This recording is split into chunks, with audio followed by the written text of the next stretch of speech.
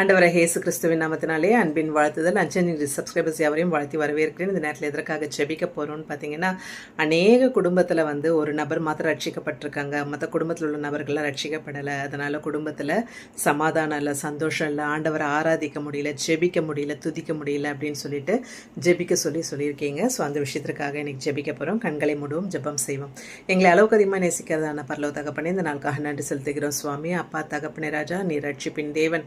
அப்பா தகப்பனே ராஜா, ஒரு பாவி மனம் திரும்பி பரலோக ராஜ்யம் வருவது உமக்கு விருப்பம் ஆண்டவரே ராஜா. அதற்காக தான் இருந்த உலகில் அப்பா மானிட பிறவி எடுத்து உமது அப்பா ராஜா உமது பரிசுத்த ரத்தத்தை சிலுவையில் சிந்திருக்கீங்க என்பதை நாங்கள் ஒருபோதும் மறவாதிருக்க இசப்பா நீர் எங்களுக்கு உதவி செய்யுங்க. நாங்கள் நிற்பதும் நிர்மூலமாகாமல் இப்போ சுத்த கிருபை தான் தகப்பனே. ரட்சிப்பின் தேவன் நீர்.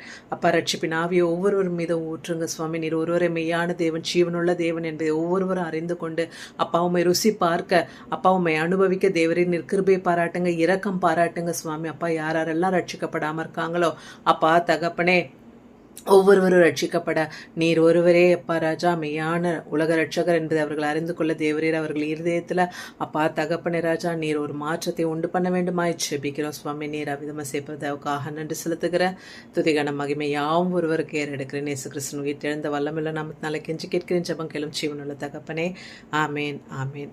God bless you all. உங்களுக்கு ஏதாவது ஜெப தேவைகள் இருந்து ஸ்க்ரீனில் தெரிய நம்பருக்கு தொடர்பு கொள்ளுங்கள். உங்களுக்காக ஜெபிக்க ஆயத்தமாக இருக்கும். காலையில் 9லேருந்து 10, நைட்டு 9லேருந்து 10 ஊழியத்துக்கென்று நீங்கள் உற்சாகமாக கொடுக்க விரும்புகிறீங்கன்னா தொடர்பு கொள்ளுங்கள். அதற்குண்டான தகவல் நான் உங்களுக்கு ஷேர் பண்ணுறேன்.